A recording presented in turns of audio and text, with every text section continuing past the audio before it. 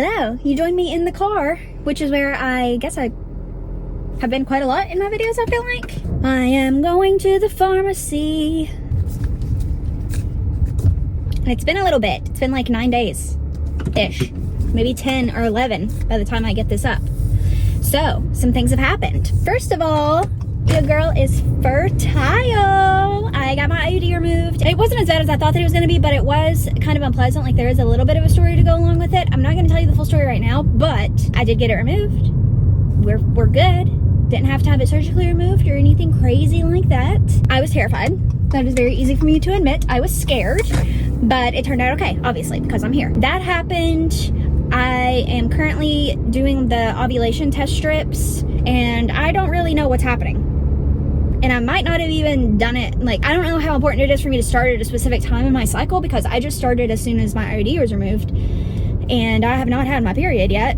I don't know, hopefully that won't mess it up too much. I just put it into the app and figure that the app can figure it out.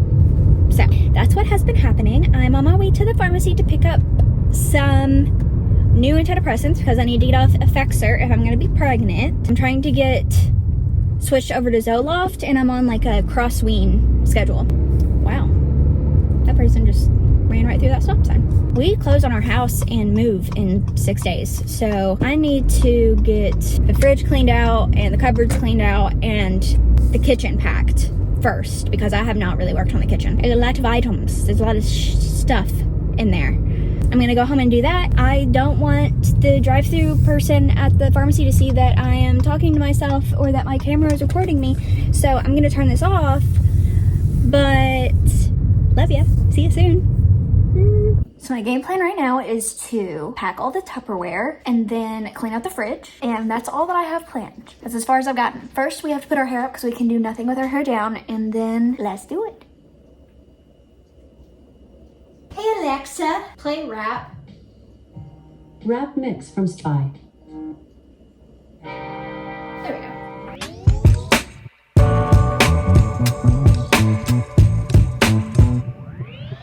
I'm just trying to give you something spooky. I'll do it for you. I'm just trying to give you something. I'm just trying to give you something spooky. I'll do it for you. I'm just trying to give you something.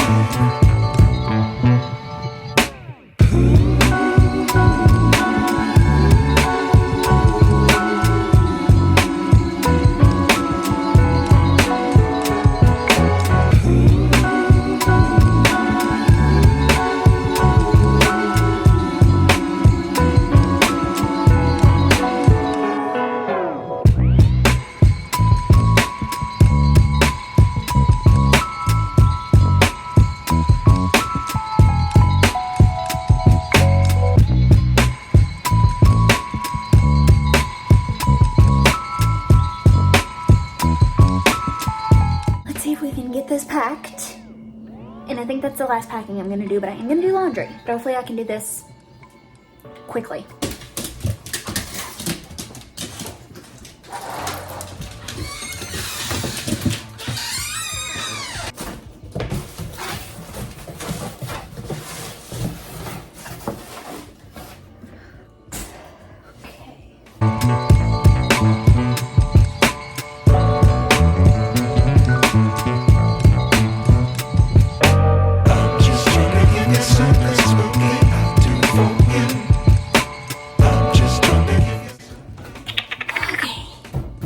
For now, we're done. This is really hard on your back.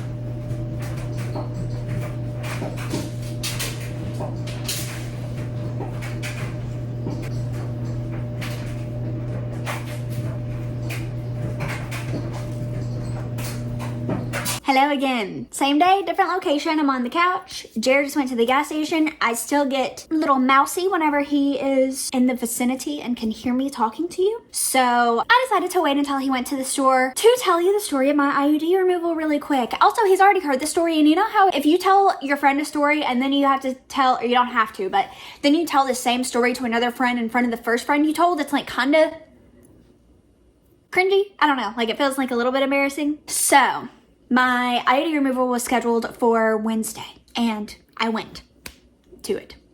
And I wasn't nervous until probably like 2 days before. Definitely the day before and definitely the day of. I didn't do anything all day but wait around until it was time to leave for my appointment. Thankfully, they called me and said that they could see me 45 minutes sooner. Okay, so I'm terrified. The longest wait that I had in the office was while I was undressed from the waist down. Just make me wait longer in the waiting room or clothed in the room, but that's neither here nor there. The provider finally came in. I have not seen this person before. It was just an IUD removal, so it wasn't somebody that I really needed to talk to or establish care with or anything like that. It was supposed to be like quick and easy, right? So I, put my legs, put my little tootsies in the stirrups, not just my tootsies, my feet in the stirrups. If you're a woman and you've had a gynecology visit before, you know what I'm talking about. They put the speculum in, and then she says, I can't see your strings. They're probably just cut really short, and sometimes they get like, I don't know, I guess just like curled up in the cervix.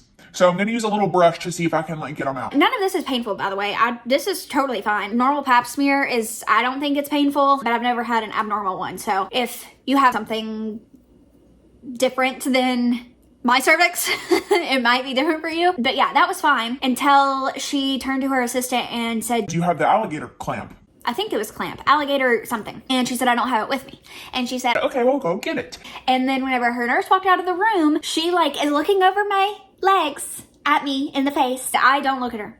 I'm just staring at the ceiling, trying to maintain composure. And she says, This doesn't mean that you're gonna have to have it surgically removed, and I was like, okay, don't say that word. but if we can't get it with the tool that she's going to get, the next step would be for you to come back for an ultrasound and see if we can see it on the ultrasound, make sure that it's still in place, and try to use the ultrasound as a guide to be able to get it. She also said, If I can do it with the tool that she's bringing me, it is more uncomfortable. and I was like, okay, great, I'm so excited. The nurse comes back.